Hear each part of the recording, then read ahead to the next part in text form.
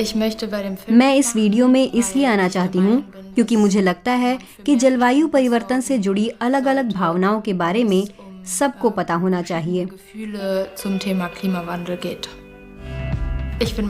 मैं मारी हूँ, 27 साल की हूँ, बॉन में रहती हूँ और एक मीडिया डिज़ाइनर हूँ। मुझे हैंडबॉल खेलने, संगीत बनाने और क्रिएटिव चीज़ें करने का शौक है। मैं हमेशा चाहती रही कि मेरे भी बच्चे हों, लेकिन पिछले कुछ सालों से मैं इस पर फिर से सोच रही हूँ क्योंकि मैं नहीं चाहती कि मेरे बच्चों को मुझसे भी ज़्यादा डर और चिंताओं से गुजरना पड़े। गुस्सा, बेबसी और हताशा, जलवायु से जुड़ी बेचैनी अलग अलग ढंग से जाहिर होती है। जर्मनी की एक प्रमुख स्वास्थ्य बीमा कंपनी की प्रतिनिधि आंकड़े बताती हैं। हमने जर्मनी में 14 से 17 साल के 2000 किशोरों पर एक अध्ययन किया। इस अध्ययन में हमें पता चला कि 68% बच्चे जलवायु परिवर्तन के बारे में बहुत चिंतित हैं और उनमें किसी न किसी तरह की क्लाइमेट एंजाइटी भी पाई गई है। अध्ययन में ये भी पता चलता है कि बढ़ती चरम मौसमी घटनाएं, पशुओं और इंसानों के लिए बसाहटों का खात्मा और पीने के पानी जैसे जरूरी संसाधनों पर बढ़ते टकराव को बच्चे जलवायु परिवर्तन के 3 सबसे डरावने नतीजे मानते हैं। आधे से ज्यादा बच्चे मानते हैं कि सार्वजनिक स्वास्थ्य पर जलवायु परिवर्तन का नकारात्मक असर पड़ेगा, जैसे ट्रॉपिकल बीमारियों का फैलाव, तीखी धूप और लू या अवसाद। जलवायु से जुड़े अपने डर को लेकर मारी अपनी दोस्त हाने से बात कर लेती हैं। फिर उन्हें लगता है कि ऐसा महसूस करने वाली वो अकेली नहीं। स्वास्थ्य बीमा कंपनियां और वैज्ञानिक क्लाइमेट एंजाइटी को गंभीरता से ले रहे हैं। टेक्निकल यूनिवर्सिटी डॉर्टमुंड में स्टेफान हाइंसल जलवायु और मानसिक स्वास्थ्य पर शोध करते हैं। वो मानते हैं कि क्लाइमेट एंजाइटी बेचैनी के मनोविकार जैसी कोई बीमारी नहीं है। बेचैनी आमतौर पर बेतुके ख्याल और बिना सिर पैर वाले डर पैदा करती है, लेकिन क्लाइमेट एंजाइटी अलग चीज है।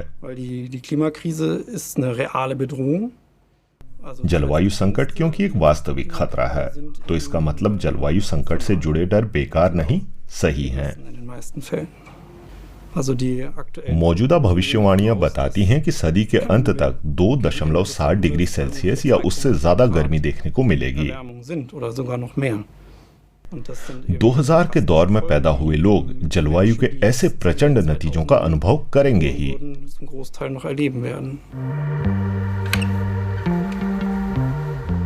हाने निजी और पेशेवर तौर पर एक जलवायु अनुकूल जीवन शैली बनाए रखने की कोशिश करती हैं। फुल टाइम जैविक खेती करने के लिए उन्होंने अपना कैफे भी छोड़ दिया।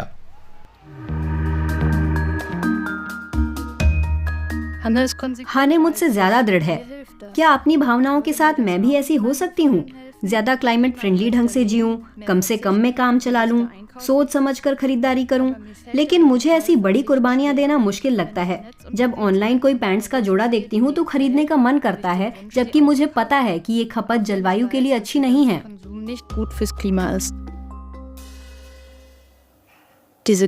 बुरी खबरों की ये बाढ़ और सबसे बढ़कर जलवायु संकट से जुड़ी तमाम खबरें देखकर लगता है कि आप ही इस सब के लिए जिम्मेदार हो।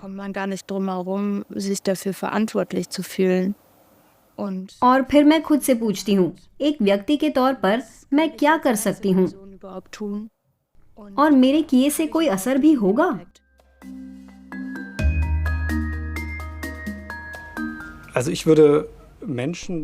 क्लाइमेट एंजाइटी से जूझ रहे लोगों को मैं सलाह दूंगा कि वे और लोगों से मिलें जुलें और साथ में सक्रिय हों।